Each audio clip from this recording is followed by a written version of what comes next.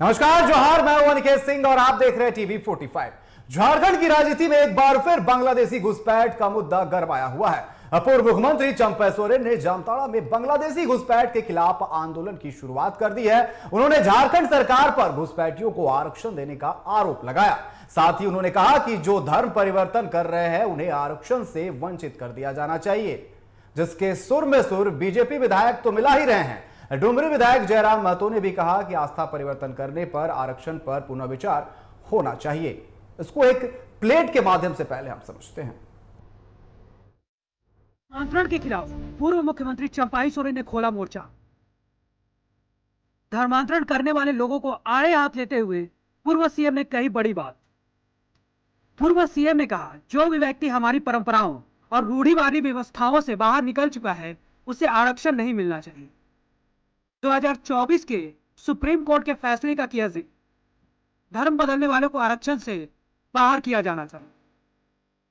चंपाई ने बांग्लादेश घुसपैठ और धर्मांतरण के खिलाफ लंबी लड़ाई करने का संकल्प दोहराया। जामताड़ा टाउन हॉल में सामाजिक संस्था एसोपा द्वारा आयोजित एक कार्यक्रम में कही बात। हमारा आदिवासी समाज दो तरफा मार झेल रहा है, चंपाई सोरेन ने कहा। लालच देकर अथवा उनकी मजबूरी का फायदा उठाकर किया जा रहा है उनका धर्मांतरण। बेहतर शिक्षा का अवसर पाकर ये धर्मांतरित लोग आदिवासी के लिए आरक्षित सीटों पर कर रहे हैं कब्जा। पूर्व सीएम के सुर में सुर मिला रहे बीजेपी विधायक। धर्म परिवर्तन पर आरक्षण के लाभ की पुरजोर मुखालफत। जेल के सुप्रीमो जयराम महतो ने भी दी अपनी प्रतिक्रिया। आस्था परिवर्तन करने वालों के आरक्षण पर होना चाहिए पुनर्विचार। तो चंपा सोरेन के इस बयान पर सभी बीजेपी के विधायक जो है सुर में सुर मिला रहे। ऐसे में कुछ बयान भी सामने आए, पहले आपको वो सुनाते हैं। बनाने का कोई अलग से फिर आवश्यकता नहीं थी। इसको पहले ही दूरदर्शिता के साथ तैयार करना चाहिए था अपना ये जो जिससे कि एक ही बार में बन जाता, तो आज ये नौबत नहीं आती। तो निश्चित रूप से ये सरकार है ये को इस ओर पहल करके जो सरना भाई बहनों का, आदिवासी भाई बहनों का जो ये का सवाल है, जो आज हजारों साल से सैकड़ों साल से जो वहाँ पर सरना स्थल का है, सो ये केंद्रीय सरना स्थल का है, इसका समाधान निकालना चाहिए था। विधायक जी, चंपाई सोरेन ने कहा है कि धर्म परिवर्तन करने वाले लोगों के आरक्षण को छीन लेना चाहिए, समाप्त करना चाहिए। देखिए, जब जिस उद्देश्य को लेकर के आप धर्म परिवर्तन कर रहे हैं तो निश्चित रूप से फिर दोबारा आरक्षण की आवश्यकता नहीं होनी चाहिए। चंपाई दा ने जो भी कहा है, निश्चित रूप से उनके इस ये वक्तव्य से, उनके इस विचारधारा नहीं, आरक्षण समाप्त पे नहीं हम कहेंगे, लेकिन जो अपनी आस्था को परिवर्तन कर रहे हैं तो निसंदेह वो किसी दूसरी आस्था से जुड़ रहे हैं। तो हमें लगता है कि इससे क्या होता है कि बाकी जो लोग हैं उनके साथ थोड़ा सा दिक्कत होता है। इसलिए इस पर पुनर्विचार करने की जो अपनी आस्था को परिवर्तन कर रहे हैं तो फिर उनको किस बेसिस पे आरक्षण मिल रहा है। अगर उसी आस्था को अगर परिवर्तन कर रहे हैं फिर औचित्य नहीं बनता है। धर्मांतरण के खिलाफ पूर्व मुख्यमंत्री चंपाई सोरेन ने खोला मोर्चा।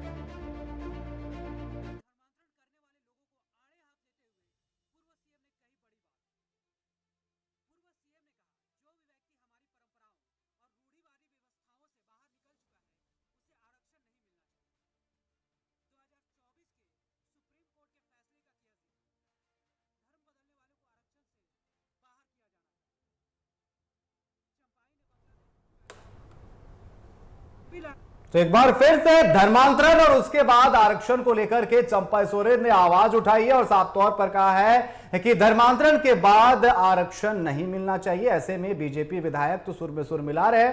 डुमरी विधायक जयराम महतो ने भी कहा कि जो आस्था को चेंज करता है उसको लेकर के आरक्षण पर पुनर्विचार करना चाहिए। इसी पर चर्चा को आगे बढ़ाने के लिए हमारे साथ जेएलकेएम के प्रवक्ता दिनेश साहू जी, साथ ही साथ बीजेपी के प्रवक्ता विजय चौरसिया जी हमारे साथ जुड़ चुके हैं। आप दोनों का बहुत बहुत स्वागत है। विजय जी, जिस तरीके से लगातार बीजेपी बांग्लादेशी घुसपैठ, धर्मांतरण के बाद आरक्षण का जो है मामला, इसे आरक्षण जो है नहीं देना चाहिए, इसको लेकर के मुखर होकर लगातार नेता जो बोलते आए हैं, और चंपा सोरेन ने एक बार फिर से जामताड़ा में कहा कि धर्मांतरण के बाद जो है आरक्षण नहीं मिलना चाहिए, हकमारी होती है। ऐसे में बीजेपी के विधायक तो समर्थन कर ही रहे, जयराम महतो ने भी इसका समर्थन दिया है। क्या कहेंगे इसको लेकर के विजय जी? नहीं अनिकेत जी, जिस मूल भावना को लेकर के इस भूभाग का एक पृथ्वीकरण हुआ, एक अलगीकरण हुआ और ये झारखंड के नाम से कहलाया।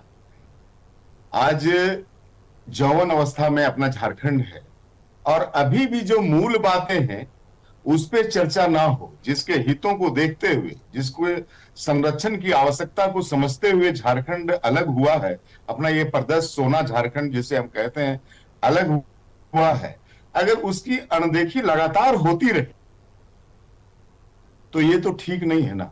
जहां तक जिस विषय पे आप अभी डिबेट करवा रहे हैं कि धर्मांतरण के बाद आरक्षण हो या ना हो, सबसे पहली बात है अनिकेत जी की धर्म है अलग अलग और उन धर्मों में जातियां हैं और उन जातियों में से जो जातियां पिछड़ी रह गई, जिन जातियों को अवसर नहीं मिला सामाजिक कारणों से या आर्थिक कारणों से या जैसे भी, उन जातियों के उत्थान के लिए, उस वर्ग के उत्थान के लिए, उसकी समृद्धि के लिए आरक्षण शब्द आया हमारे संविधान जी। और संविधान का आर्टिकल कहता है कि ऐसे तमाम समुदाय, ऐसे तमाम वर्ग जिसको ये अवसर नहीं मिला, वो दबते पीसते रहे, वो पीछे रहे, उसको एक अवसर देकर के, उसको और विशेष छूट और आरक्षण देकर के, उसकी सुविधाओं में इजाफा करके, उसको अवसर में इजाफा करके, उसको एक समानांतर पैटर्न पे लाने की कवायदत आजादी के बाद से ही शुरुआत हुई है।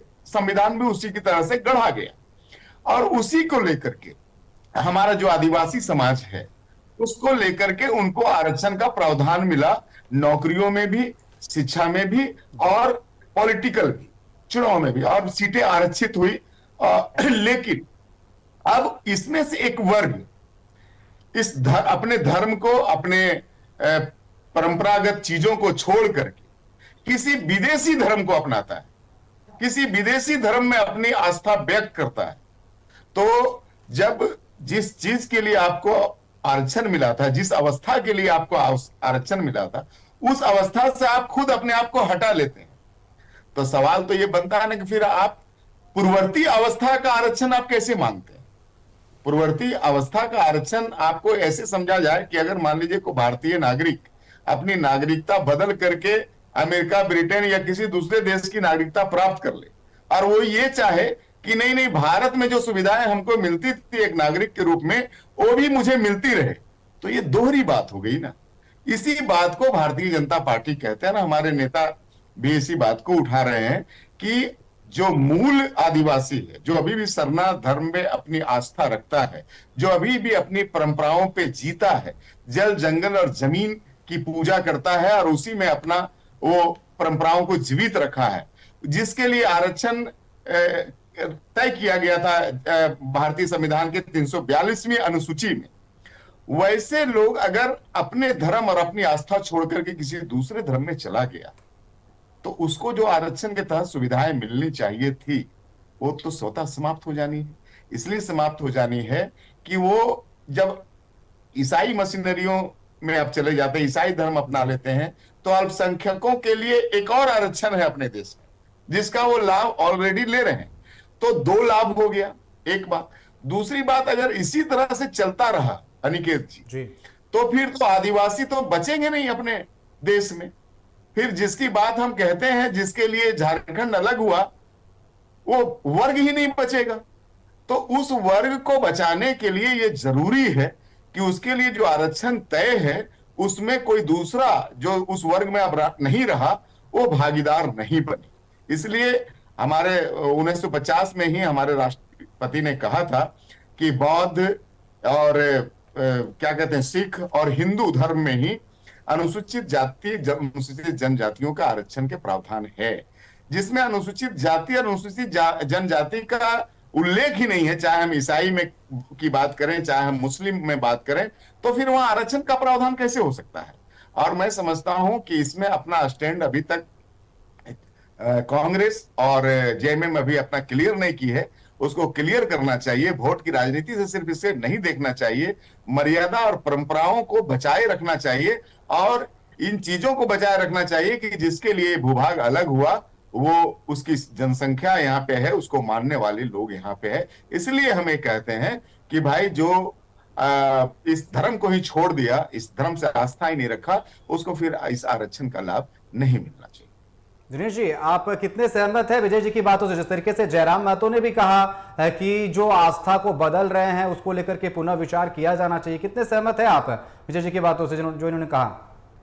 जी, मैं कहना चाहूंगा इसको लेकर के कि झारखंड अलग राज्य ही इसी बात को लेकर के हुआ था कि यहाँ आदिवासियों की बहुलता है जी। और आदिवासी अपनी परंपरा, अपनी जीवन शैली और गरीबी के लिए भी जानी जाती है। उनके साथ एक समस्या रही है कि वो आर्थिक तौर पर बहुत ही निर्धन रहे हैं और वो उनका जीवन स्तर जो है निम्न स्तर का रहा है। इसलिए गाहे बगाहे हम सुनते रहते हैं कि कहीं ना कहीं इनकी मजबूरियों का लाभ उठा करके इनका धन परिवर्तन कराने की बात आए दिन आती रहती है। चाहे वो आपका बलियापुर का मामला भी हाल फिलहाल में आपने सुना हो या फिर झरिया का मामला भी रिसेंटली हुआ है। तो कोडरमा से भी बहुत सारी खबरें आती है, कोडरमा को लेकर के भी खबरें आती है, इस तरह की खबरें कोडरमा को भी लेकर के आई है और भी दूसरे जिलों को लेकर के आई। और इसमें सबसे बड़ी बातें ये होती है कि दूसरे धर्म के लोग शादी कर, अरे यार, दूसरे धर्म के लोग शादी ब्याह कर लेते हैं और फिर वो उनके पति के रूप में वो शासन में सहभागी बन जाते हैं। ये स्थिति, इसलिए हमारा भी मानना है कि धर्म परिवर्तन का जो एक चोर वाला जो दरवाजा है उसको बंद कर देना चाहिए, क्योंकि ये कहीं ना कहीं इसका दुरुपयोग हो जाता है राजनीतिक तौर पर भी, सामाजिक तौर पर भी। इसलिए इस दुरुपयोग को रोकने के लिए ये कहीं ना कहीं हमको लगता है कि बहुत बड़ा हथियार साबित होगा कि अगर आप आरक्षण में उनको लाभ नहीं दें तो निश्चित तौर पर हमको लगता है कि बहुत हद तक इस पर अंकुश लग सकता है, पहली बात। दूसरी बात हम ये कहना चाहेंगे कि हम धर्म परिवर्तन का अगर कोई स्वेच्छा से करता है तो उसका विरोधी नहीं है। हम भी मानते हैं कि भारत एक धार्मिक धर्मनिरपेक्ष देश है और यहाँ पर सभी लोगों को अपने इच्छानुसार धर्म को मानने की स्वतंत्रता है, लेकिन वह स्वेच्छा से हो, किसी मजबूरी वश या किसी प्रलोभन वश ना हो, तब हम उसका समर्थन करते हैं। और वैसी धर्मनिरपेक्षता का हम पूरे तरीके से निष्ठा के साथ हम अनुपालन करेंगे। लेकिन जब उसमें लोभ लालच या फिर किसी प्रकार का प्रलोभन दिया जाए या फिर किसी की मजबूरियों का लाभ उठाया जाए या फिर लव जिहाद जैसे घटनाओं के माध्यम से अगर धर्म परिवर्तन हो, तो हम मानते हैं कि वैसे लोगों को आरक्षण नहीं दिया जाना चाहिए। और हमारे नेता ने बिल्कुल सही बात कहा है, हम उनके साथ एकदम अक्षरशः खड़े हैं कि अगर किसी की आस्था परिवर्तन होती है तो उसके आरक्षण में भी परिवर्तन हो जाना चाहिए, उसे आरक्षण का लाभ नहीं दिया जाना चाहिए। दिनेश जी, आप जो बातें कह रहे हैं, विजय जी जो कह रहे हैं कि चाहे वो शायद लव जिहाद हो, चाहे लालच को देकर के अपनी स्वेच्छा से, लेकिन लालच की बात कर रहे हैं, मजबूरी की बात कर रहे हैं। आखिर मजबूरी क्या? राज्य इसलिए तो बना था कि आदिवासियों को आगे बढ़ाना है, जो आदिम जनजाति है उनका विकास करना है, जो जातियां विलुप्त होते जा रही है उनको मेन स्ट्रीम में लाना है, इसलिए उन्हें आरक्षण दिया गया। लेकिन ऐसा नहीं लगता कि सरकार की फेलियर रही है? सरकार की फेलियर के कारण ही तो दूसरे समुदाय के लोग, दूसरे धर्म के लोग लालच देते हैं कि आप हमारे धर्म में आ जाइए। यहां पर सरकार की भी एक फेलियर है। अगर सरकार उनके लिए अच्छे तरीके से काम कराती, शिक्षा देती, स्वास्थ्य व्यवस्था देती, सब कुछ देती, तो फिर वो क्यों धर्म परिवर्तन करते, जिसके बारे में हम चर्चा कर रहे हैं कि यहां पर लोभ में आकर के या फिर लाचारी में आकर के। सबसे बड़ा कारण ये नहीं लग रहा? जी बिल्कुल, ये सबसे बड़ा बात यही है कि राजनीतिक फेलियर है ये। कहीं ना कहीं हमारे जो अभी तक के जो मुख्यमंत्री बने हैं उसमें अधिकांशता आप अगर देखिएगा तो आदिवासी मुख्यमंत्री बने। रघुवर दास के कार्यकाल को अगर छोड़ दिया जाए तो, और झारखंड राज्य जब से बना है तब से आदिवासी मुख्यमंत्री के ऊपर ही बहस होता रहा है कि यहाँ आदिवासी ही बनना चाहिए और आदिवासी के हाथ में ही कहीं न कहीं सत्ता इर्द गिर्द रहा है। उसके बावजूद कहीं न कहीं हमको लगता है कि यहाँ की राजनीति, यहाँ की सरकारें विफल रही है। और यही वजह है कि पिछले साल हाईकोर्ट ने भी इस पर संज्ञान लिया था और राज्य सरकार और केंद्र सरकार से जवाब तलब किया था। कहा था कि अब बताइए कि आखिर राज्य में जो धर्म परिवर्तन की जो संख्या बढ़ रही है, जिस तरीके से प्रलोभन दिए जाने के मामले आ रहे हैं, आखिर सरकार इस पर क्या कदम उठा रही है? और आपको जानकर के हैरानी होगी कि सरकार हलफनामा तक नहीं प्रस्तुत कर पाई, सरकार अपना जवाब नहीं दे पाई उच्च न्यायालय को। तो ये कितना दुर्भाग्य की स्थिति है राज्य और राज्य की जनता के लिए, जबकि राज्य का उदय ही इसी बात को लेकर के हुआ था कि राज्य में पिछड़े लोग हैं, आदिवासी लोग हैं, मूलवासी लोग हैं और वे अत्यंत निर्धन है, उनकी आर्थिक स्थिति अच्छी नहीं है, सामाजिक स्थिति अच्छी नहीं है। इसी परिस्थिति में राज्य को उम्मीद के साथ देखा जा रहा था कि अलग राज्य अगर हुआ है तो लोगों की स्थिति सुधरेगी और लोग संभ्रांत होंगे, लोगों का दशा सुधरेगा। लेकिन यहाँ तो स्थिति यह है कि लोगों की मजबूरियों को सहारा बना करके, लोगों को प्रलोभन दे करके उनका धन परिवर्तन कराने का मामला आ रहा है। यही वजह है कि पिछले डिबेट में जो हम लोग चर्चा कर रहे थे कि किसी विशेष समुदाय का जो वृद्धि दर है वो कहीं बहुत अधिक बढ़ गया और आदिवासी समुदाय का जो वृद्धि दर है वो उस अनुपात में नहीं बढ़ पाया। उनका 51 के जनगणना का अगर हम आंकड़ा लेते हैं और फिर 2011 का आंकड़ा लेते हैं तो उनका वृद्धि दर जमीन आसमान अंतर आ जाता है। ये बड़ा दुखदायी स्थिति है और हमको लगता है कि राजनीति से परे होकर के हम लोगों को मानवीय दृष्टिकोण से और आस्था के दृष्टिकोण से भी हमको लगता है कि इस पर कहीं ना कहीं विचार करने की जरूरत है। और आप बहुत दूर मत चले जाइए, हमको लगता है कि लगभग आप पारसनाथ के तलहटी वाले इलाकों में भी अगर जाइएगा तो यहाँ भी ईसाई मिशनरियां काम करिए, कैसे स्कूल खोल करके या इलाज के नाम पर लोगों को शुरुआती दौर में सहयोग करती है और फिर बाद में उनको धर्मांतरण के लिए प्रलोभन देती है, उनको धर्मांतरण के लिए मजबूर कर देती है या फिर उस स्थिति पर लाकर खड़ा कर देती है कि लोग स्वतः वो कहने को मजबूर हो जाते हैं कि हम भी उस धर्म को मान लेंगे। ये कहीं ना कहीं दुखदायी स्थिति है। ये क्यों स्थिति आती है, सरकार आखिर इसके लिए समाधान क्यों ढूंढ पा रही है, ये एक चिंता की स्थिति है। और हम मानते हैं कि जिसका भी आस्था में परिवर्तन हो उसे आरक्षण का लाभ नहीं दिया जाना चाहिए, इसका हम कट्टर समर्थक हैं और पूरे तरीके से समर्थन करते हैं। विजय जी क्या लगता है, सिर्फ आरक्षण अगर देने से बंद कर दिया जाए तो धर्मांतरण रुक जाए? क्योंकि सिर्फ आरक्षण देने से धर्मांतरण नहीं रुक जाएगा। जिस तरीके से जो बातें सामने आ रही है कि उन्हें लोभ दिया जाता है, लोभ में आ जाते हैं, बेहतर शिक्षा स्वास्थ्य व्यवस्था की बात कही जाती है, इसलिए लोग धर्मांतरण जो है वो करते हुए नजर आ रहे हैं। आपकी भी सरकार है, ऐसा नहीं लग रहा है कि सरकार की एक बड़ी फेलियर है इसमें, इसको लेकर के जो धर्मांतरण हो रहे हैं सबसे बड़ा फेलियर सरकार का है इसमें? विजय जी। अनिकेत जी, सरकार तो जवाबदेह है ही, सरकार को जवाबदेह होना भी चाहिए। और कहीं भी अच्छा या बुरा होता है तो अच्छा का श्रेय सरकार को जाता है, बुरा का भी श्रेय जाता है। कोई भी सरकार रहे, चाहे हमारी रहे चाहे इंडिया गठबंधन की रहे। हम शुरुआत से बात करते हैं अनिकेत जी कि आखिर झारखंड को अलग करने की जरूरत क्यों पड़ी। आप शुरुआती जब दौर देखेंगे, जब आदरणीय शिबू सोरेन जी का संघर्ष शुरू हुआ इस भूभाग को अलग करने के लिए, तो एक चिरूडी गोली कांड हुई थी अनिकेत जी। आप देख लेंगे, वो आंदोलन का दौर था, 70 का दशक था। वो कांड में कई लोग मारे गए थे और आदरणीय शिबू सोरेन जी भी उस पर एक आरोपी थे। आदिवासियों की तरफ 2 समुदायों की लड़ाई थी, मैं आपको बता दूं। हालांकि वो झारखंड मुक्ति मोर्चा वाले नहीं मानते, लेकिन जजमेंट आया और सुप्रीम कोर्ट से उसको बरी भी किया गया आदरणीय शिबू सोरेन जी को। तो वो घटना जहां हम लोग बार बार जिसकी चर्चा करते हैं, जामताड़ा की घटना है, मतलब संथाल की घटना है। उस चिरूडी गोली कांड में कई मुस्लिम मारे गए थे, आदिवासी और मुस्लिमों का संघर्ष हुआ था। आदिवासियों का आरोप था कि बांग्लादेश के रास्ते से, उस 70 की दशक की मैं बात कर रहा हूं, मुस्लिम समाज के कुछ लोग आते हैं और हमारी बहू बेटियों को जबरन विवाह कर लेते हैं और हमारी जमीनों को हड़प लेते हैं। और हम उस जमीन के हड़पने के लिए, जमीन को छुड़ाने के लिए संघर्ष हुआ था और आदरणीय शिबू सोरेन जी आदिवासियों के साथ खड़े रहे। यह परिदृश्य था 70 के दशक का, तब झारखंड का आंदोलन चल रहा था और कांग्रेस की सरकार थी। कांग्रेस अपने तुष्टिकरण को लेकर के, चाहे वो बांग्लादेशी रहे चाहे वो देश के रहे, मुस्लिम समाज की तरफ से खड़े थे। और आप जानते हैं कि जब झारखंड बनाओ का आंदोलन चला, जब झारखंड का आंदोलन चला तो उसको कांग्रेसी सरकार ही कुचलती रही। कई झारखंडी आंदोलनकारी मारे गए, जेल गए। उस समय भाजपा नहीं थे अनिकेत जी। अब उस समय आदिवासियों को डर था बांग्लादेशी घुसपैठ से, उस समय भी, और दूसरा डर था महाजनी प्रथा से, और तीसरा डर था ईसाई मशीनरियों से। आदरणीय शिबू सोरेन जी ने इन बातों को समझा था और इसीलिए वो झारखंड की मांग कर रहे थे, अलग राज्य की मांग कर रहे थे कि जब अलग राज्य झारखंड के मूलवासी और आदिवासियों के नाम से बनेगा तो शायद इनकी जो चीजें हैं वो सुरक्षित हो जाएगी, इनकी परंपराएं सुरक्षित हो जाएगी, इनकी जनसंख्या सुरक्षित हो जाएगी। कांग्रेस के पास ये लोग गुहार लगाते रहे, आंदोलन करते रहे, कांग्रेस के कानों में जू तक नहीं रहेंगी। और इनके जो सहभागी है अभी राष्ट्रीय जनता दल, उन्होंने यहां तक कहा कि अगर झारखंड का निर्माण होगा तो मेरी लाश पर होगा। ये आदरणीय लालू जी की वो डायलॉग बड़ा फेमस हुआ था, आपको भी याद होगा।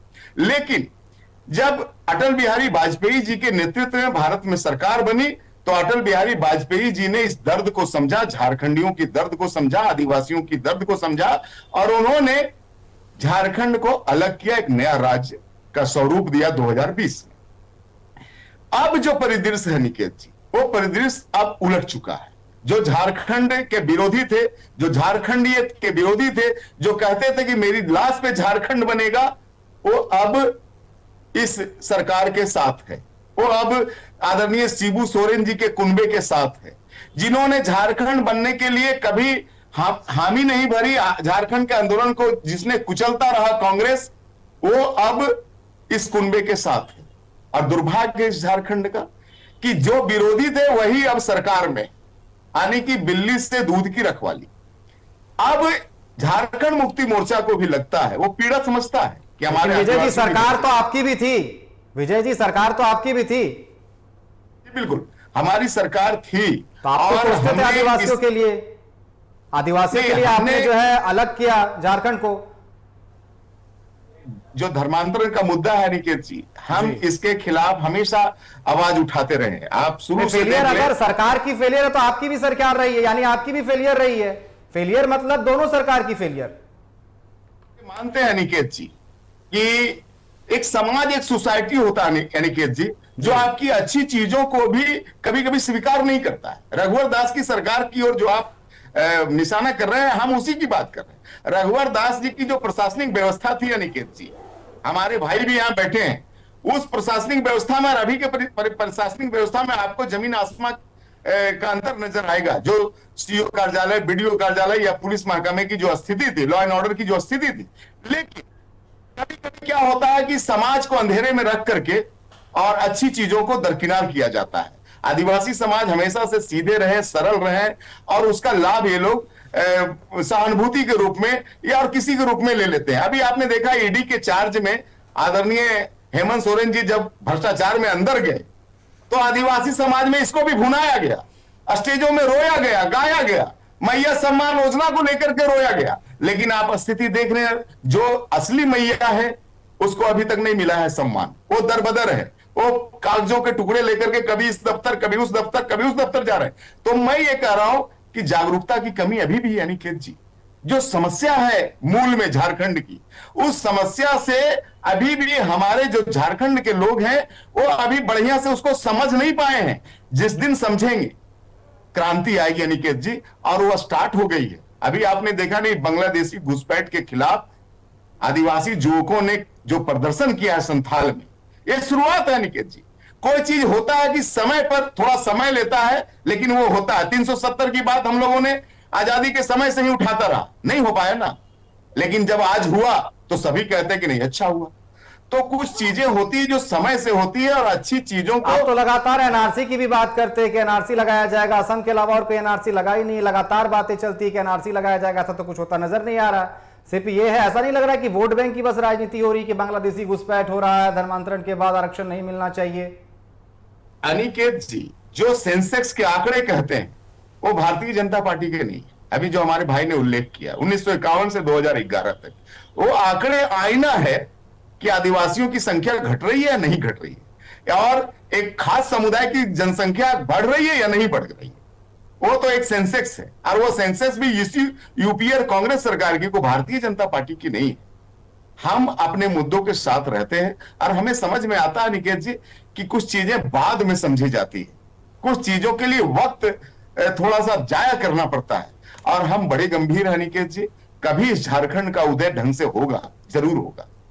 24 साल हो गए युवा अवस्था में, अब कब उदय होगा? दिनेश जी क्या कहेंगे, क्या लग रहा है? जिस तरीके से लगातार बीजेपी ये कहती है बांग्लादेशी घुसपैठ है, धर्मांतर के बाद आरक्षण नहीं मिलना चाहिए, आप भी समर्थन इसका करते हुए नजर आ रहे हैं, लेकिन आखिर आदिवासियों की सुन कहां रहा है कोई? जिस आदिवासी की बात कही जाती है, जल जंगल जमीन की बात की जाती है कि उनके लिए राज्य का गठन हुआ, उनके लिए राज्य बना, लेकिन आज वही जो है पिछड़ते जा रहे हैं।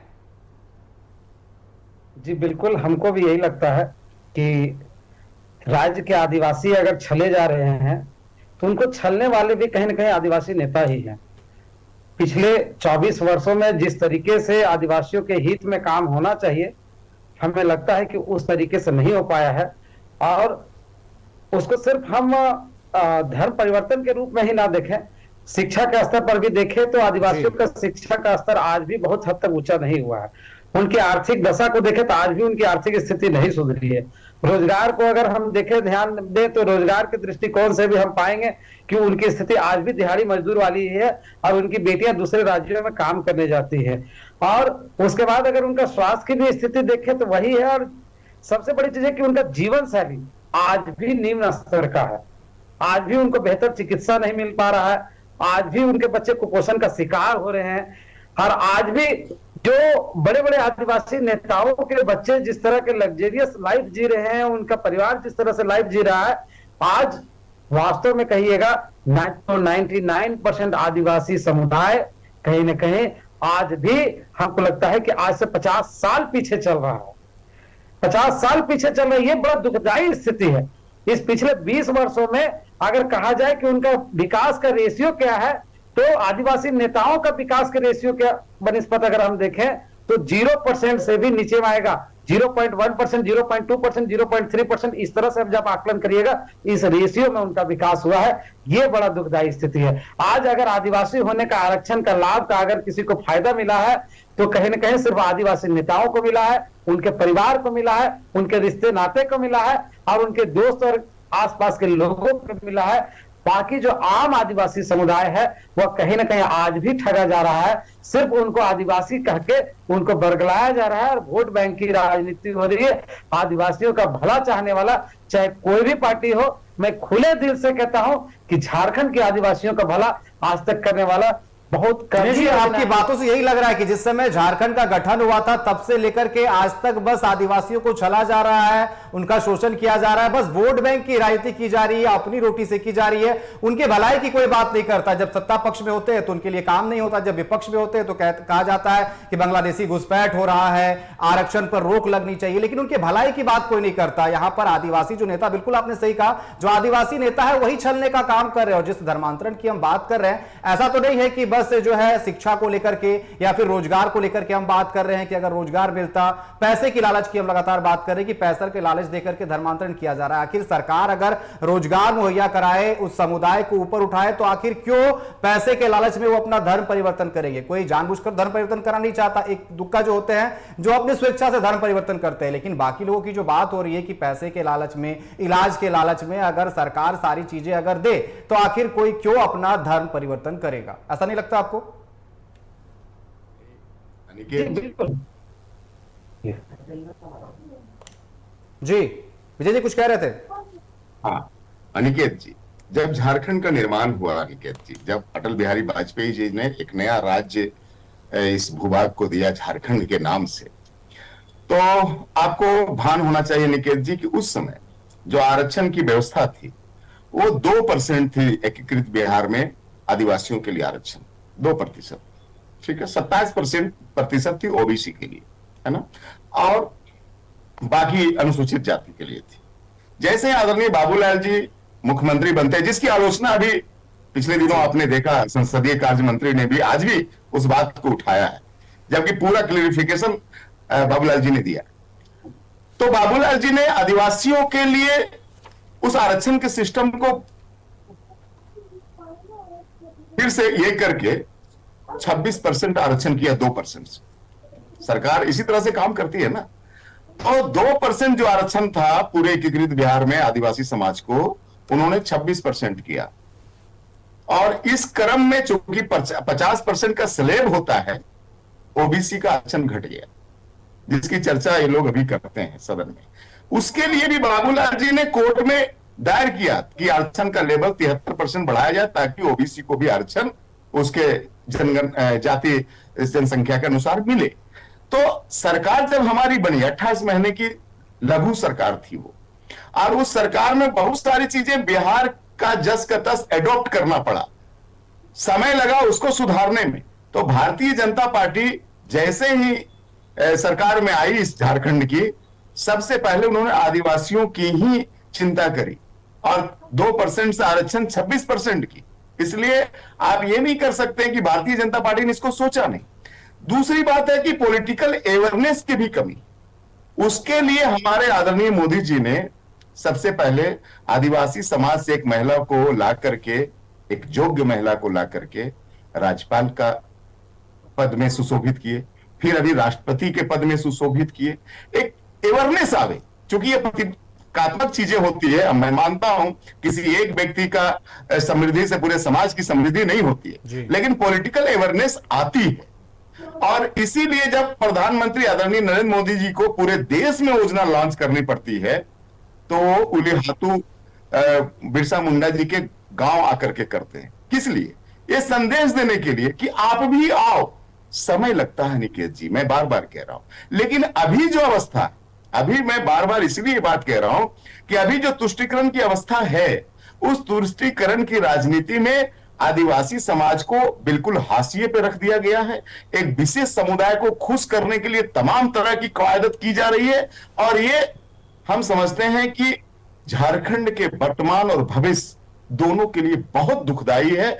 और इस अवस्था को आदिवासी समाज को समझना पड़ेगा, आदिवासी समाज के युवाओं को समझना पड़ेगा। इस तरह के रंग बिरंगे बैनरों के तले अगर वो बहकते रहेंगे, अभी तो आदिवासी समाज के कुछ युवाओं में ऐसा बीज आरोपण कर दिया गया है कि उसे लगता है कि भारतीय जनता पार्टी तो हमारे लिए अच्छा नहीं है। उसको जांचने और परखने का भी मौका नहीं दिया गया। और मैं बार बार कहता हूं कि ये लोग बहुत सरल हैं, बहुत सीधे हैं, वक्त लगेगा, लेकिन भारतीय जनता पार्टी और उसकी अनुषांगिक इकाइयां अभी थकी नहीं है निकेत जी। बिल्कुल। दिनेश जी, एक आखिरी सवाल, जिस धर्मांतरण को लेकर के आरक्षण देने या फिर आरक्षण हटाने की बात चल रही है, क्या लगता है कि देने या हटाने से जो धर्मांतरण रुक जाएगा? नहीं, हम मानते हैं कि पूरी तरह से नहीं रुक जाएगा, लेकिन रोकने का एक ये माध्यम हो सकता है कि उस पर हम अंकुश लगा सकते हैं। और हमको लगता है कि कुछ हद तक निश्चित तौर पर जो राजनीतिक लाभ लेने के लिए या फिर घुसपैठ करने के लिए या फिर अन्य जो लाभ मिलते हैं आरक्षण के तहत, उसके प्रलोभन में जो आकर के इस तरह के जो काम करते हैं, हमको लगता है कहीं न कहीं उस पर अंकुश लगेगा और थोड़ा सा अवेयरनेस भी आएगा इससे। अगर हम इस पर अंकुश लगाते हैं, आरक्षण से लोगों को वंचित करते हैं, तो एक तो भय पैदा होगा। जैसे आप एक मान लीजिए चर्चा परिचर्चा होती है कि जिनके 3 बच्चे होंगे उनको आरक्षण का लाभ नहीं दिया जाएगा, तो कहीं न कहीं निश्चित तौर पर हम नहीं कहते कि सारे लोग 3 बच्चे नहीं करेंगे, लेकिन कहीं ना कहीं यह तय है कि अधिकांश लोगों में अवेयरनेस क्रिएट होगा कि हम भाई 3 बच्चे करेंगे तो हमारे आने वाली पीढ़ी को, एक पीढ़ी तक हमको आरक्षण का लाभ नहीं मिलेगा। तो उसी प्रकार से अगर ऐसा कुछ हो जाए इसमें भी कि जो धर्म परिवर्तन करते हैं और उनको एक पीढ़ी तक या फिर आने वाले कुछ समय तक इस तरह का कुछ या फिर कुछ सिविल सेक्टर पर उनको आरक्षण का लाभ नहीं मिलेगा, नौकरी में, राजनीति में, तो हमको लगता है कि निश्चित तौर पर इस पर अंकुश लगेगा और एक बहुत बड़ा प्रभाव जाएगा। देखिए, किसी भी स्टेट पर हम ये नहीं कहते कि उससे पूरे तरीके से अंकुश लग जाता है एक कानून बन जाने मात्र से, लेकिन एक कानून बन जाने मात्र से उस पर रोक लगाने का, रोकथाम करने का एक शुरुआत हो जाती है और उस शुरुआत से एक बहुत बड़ा अवेयरनेस क्रिएट होता है समाज में। और वो जो अवेयरनेस क्रिएट होगा वही सबसे बड़ी क्रांति होगी, वही सबसे बड़ा बदलाव होगा रोकने का। हमारा ऐसा मानना है और इसलिए हम बार बार यही कहते हैं कि कहीं ना कहीं अगर लोगों की आस्था में परिवर्तन होती है तो आरक्षण में भी परिवर्तन उसके लिए कर दिया जाना चाहिए, उसका आरक्षण का लाभ नहीं दिया जाना चाहिए। जी बिल्कुल, आप दोनों का बहुत बहुत धन्यवाद हमारे साथ जुड़ने के लिए और तमाम चर्चा करने के लिए। जिस तरीके से लगातार धर्मांतरण के बाद आरक्षण को लेकर के मुद्दा उठते आया है और एक बार फिर चंपा सोरेन ने यह मामला उठाया, ऐसे में बीजेपी विधायक समर्थन कर रहे हैं, साथ ही साथ जो है जेएलकेएम के जयराम महतो वो भी समर्थन करते हुए नजर आ रहे हैं कि आस्था के बाद आरक्षण जो है नहीं दिया जाना चाहिए और इससे लोगों में एक अवेयरनेस मिलेगा। लेकिन सबसे बड़ा सवाल ये उठता है कि सिर्फ आरक्षण जो है वो बंद कर देने से धर्मांतरण के बाद क्या धर्मांतरण का मुद्दा खत्म हो जाएगा? इसके लिए सरकार को और गहनता से सोचने की जरूरत है और मूलभूत सुविधाएं देने की जरूरत है, क्योंकि लगातार यह कहा जाता है कि पैसे के लालच में और बाकी चीजों के लालच में जो है लोग धर्म परिवर्तन करते हुए नजर आते हैं। ऐसे में सरकार की भी जिम्मेदारी बनती है कि वो लोगों में जागरूकता फैलाए। फिलहाल के लिए बस इतना ही। बने रहे T45 के साथ। नमस्कार।